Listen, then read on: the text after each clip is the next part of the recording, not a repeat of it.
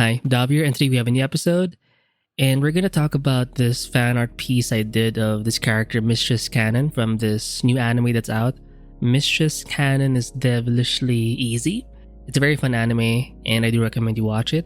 It's my kind of show if you're kind of a degen. But anyway, so I was doing this fan art of this character, and I think a takeaway from this experience was you have to be able to face the ugly, or basically when you draw or sketch, you're not gonna get it right in the beginning. I mean, you can force yourself to do things this way, but I've noticed for myself that I have better results when I try to do the thing, sketch, paint, but I refine it as I go. So for a good chunk of the process, it's gonna be somewhat ugly or messy, and only in the end does it get like more tight, more refined.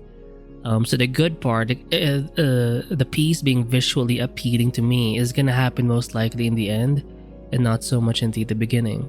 And to me, a part of me does not like that because I want it to look good in the beginning. As I'm doing the sketch, the painting.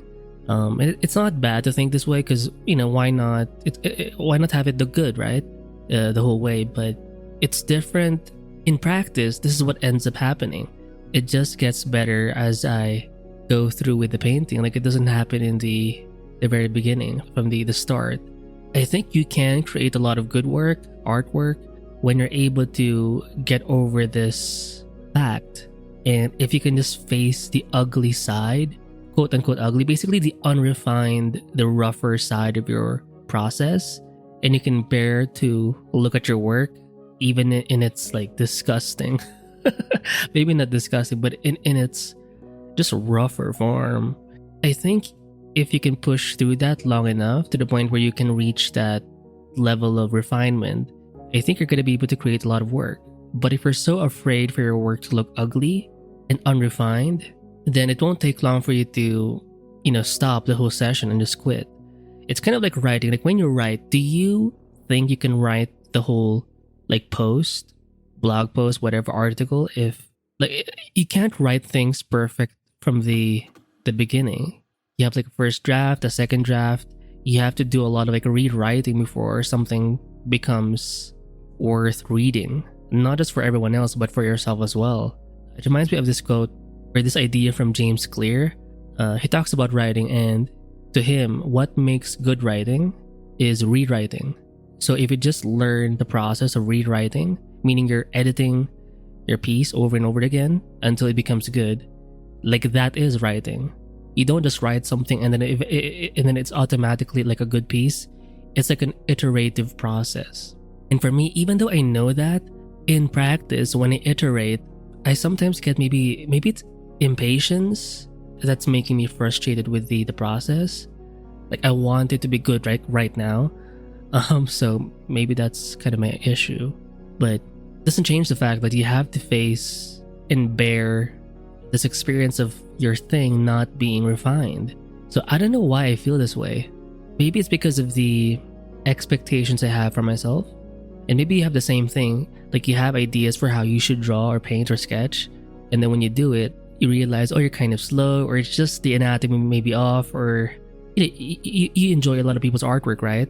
Like, we're fans of so many other artists, so that becomes like an average look or standard. So when you compare that average look to your own work, you're comparing the best of the best people you're genuinely a fan of, and then you compare that to what you can do right now, and the gap is just so wide. And it's not a good feeling. You get to experience that when you're in this ugly phase in your work, when you get to experience the rougher side of your work. So I think it's that pressure that makes that whole experience a lot more intense. If you're impatient, if you have high standards, like, these things can affect your motivation in terms of being able to push through a piece. So there needs to be some kind of mindset shift.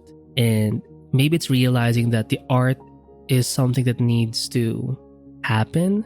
Like, it's not something that exists beforehand. You have to be there for the art to develop. Like, you sort of have to be there long enough for the art to appear. If you quit too soon, if you give up too soon, the art is not going to manifest. You're not going to reach that stage of being able to tighten things up and make things a little prettier, more polished. I think a lot of drawing, sketching, painting, creating art is learning how to bear that phase of chaos. Like, can you handle the chaos? I think the best artists are those who can handle that chaos. So before you even think about developing your art skills, in terms of like your colors, maybe you suck in colors, or maybe your human anatomy sucks, maybe your composition needs a lot of work. Before you can even do all those things, there's like a fundamental skill that needs to be learned beforehand. And I think that's the skill of being able to do something, create something, despite it being chaotic, and learning how to push through that until you reach some kind of stability or peace. And you feel that peace kind of in the end when things start to flesh out, when things become more clear. You can kind of feel it in your soul, like, you know what, this piece is not too bad.